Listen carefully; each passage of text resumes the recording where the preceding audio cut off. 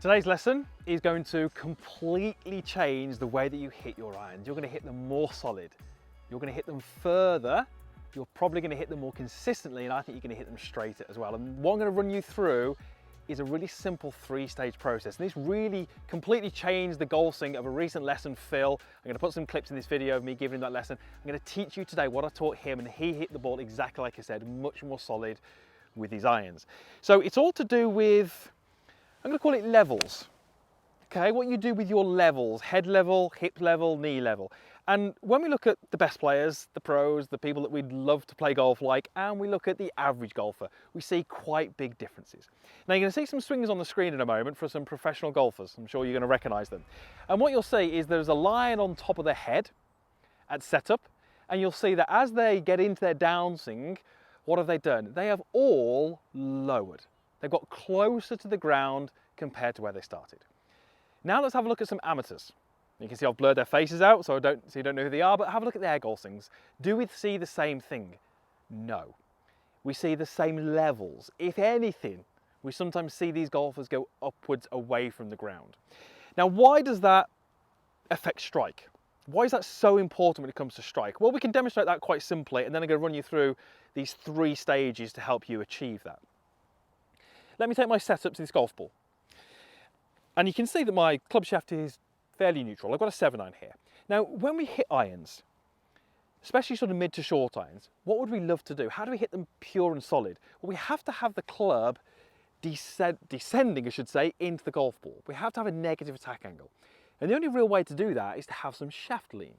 So let me take my setup and let me go ahead and move into an extreme setup position. Now, I appreciate this isn't correct, but an extreme setup position where the shaft is leant forward. And look what happens to my head when I do that. It got closer to the ground. Why did it get closer to the ground? Well, think of it logically. Think of the distance between the end of the club, so the sole, and my chest. Think of that distance. Now, as I push my hands forwards, what does that distance do? Does it get greater or does it get shorter? It gets shorter. So if I'm going to have my hands at setup here and an impact here, the club is going to get closer to me. I therefore have to get closer to the ground to offset that. So if you're someone who is trying to get your hands forward, because there's going to be so many of the golfers watching this, you're going to be thinking, Chris, that's me. I'd love to get my hands forwards. You might be like Phil trying to do that. If, as you get to the top of your backswing, in transition, you push and you raise away from the ground, you have got, unfortunately, zero chance of getting that perfect impact condition. If you try to get a good impact condition from there, that is about as good as you can do, a dead top. So if you want to get this compressed impact, hands forward, de-lofting the club, squeezing the ball, compressing the ball, you've got to get lower to the ground in transition. So here's the first little exercise I would have you do. You're going to take a setup. You're going to get yourself a normal setup, and I just want you to feel what a really extreme impact position is like, and just feel how your head going down is not a conscious effort. It's not something you're trying to do. I'm not standing here and pushing my head down and collapsing my arms. I'm simply saying, here's my setup, here's my impact. Here's my setup, here's my impact. Setup, impact, setup, impact. And suddenly what you start to recognize is, yeah, this is where I need to be. Right arm gets a little bit more bent, right wrist gets a little bit more bent, my right knee kicks in, my left leg extends, my hips rotate, and my head goes down towards the ground. I'd love you to feel this. And then from here, with my right hand and my right knuckle, I can squeeze and bend the club shaft. That's me in a position where I can put pressure on the back of the club. That's what the great players do. So this is your first little exercise. Now the second exercise is just learning how to get from sort of the top of the backswing to this position. So I'm going to take a golf club, I'm going to place it across my shoulders, and I call this the sink drill. I love this. Take a setup, and what you're going to do is you're going to make your backswing your rotational move this way. And then what you're going to do is you're going to shift towards the target, so some lateral movement. But as you do that, as you shift towards the target, I want you to sink into the ground this way. Notice how it's one sort of fluid, blended movement. I'm going back and I'm sinking into the ground, and you'll see that as I do that, my head starts to get closer to the ground. Now, effectively, what I'm doing here is I'm building pressure under my lead side, which is great because I can use that pressure in a moment to work out into this really nice high extended position, but it also gives me that slight lowering that we see all the best players do. Think about the bottom of the club. Think about the sole. Where does that sole start? Resting on the ground. Where should it be post-impact? Underground. If we're going to have that negative attack angle, the sole of the golf club will be lower than the ground at some point. How do we do that if we don't have some amount of lowering in our golf swing?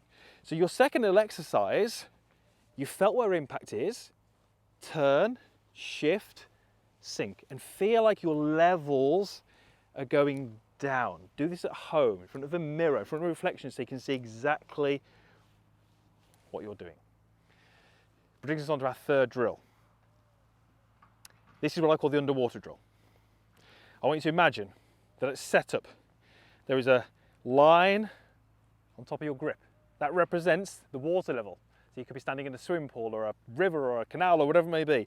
The water is on top of this grip. And I want you to, in transition and into your downswing, get the grip underwater. So the butt of my club is now underwater. How did I do that? Well, exactly the way that we've just gone through in this video, that second little drill. And from here, I could now get into that lovely impact position. So the underwater drill is to do that, but actually spring up and out and hit some shots. So we go up, grip goes underwater, and I use that pressure that's under my lead side to now push me out into my finish position. And I'm able to strike it really pure and really solid, even though my feelings are pushing up and out this way.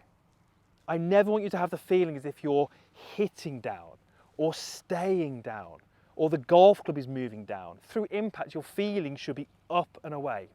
The only way you can do that is if you've made the right movements, if you've done what those great players do. They have this sinking movement which allows them to push up and away. So many of you are going to have this first movement here and then are trying to force the club down into the ball, and you might have seen yourself have these kind of looks to your golf swing. Very difficult to recover from there. So let me show that drill once more. Set up. There's the water level. Back. Grip goes underwater. And then I spring up and out.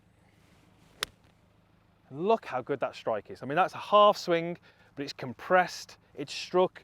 I landed the club target side of the ball, so I know my attack angle was good, and it felt incredibly compressed and pure off the golf club. So if you want to strike your irons better, which is what Phil said to me when he came for his lesson, this is what I did with him.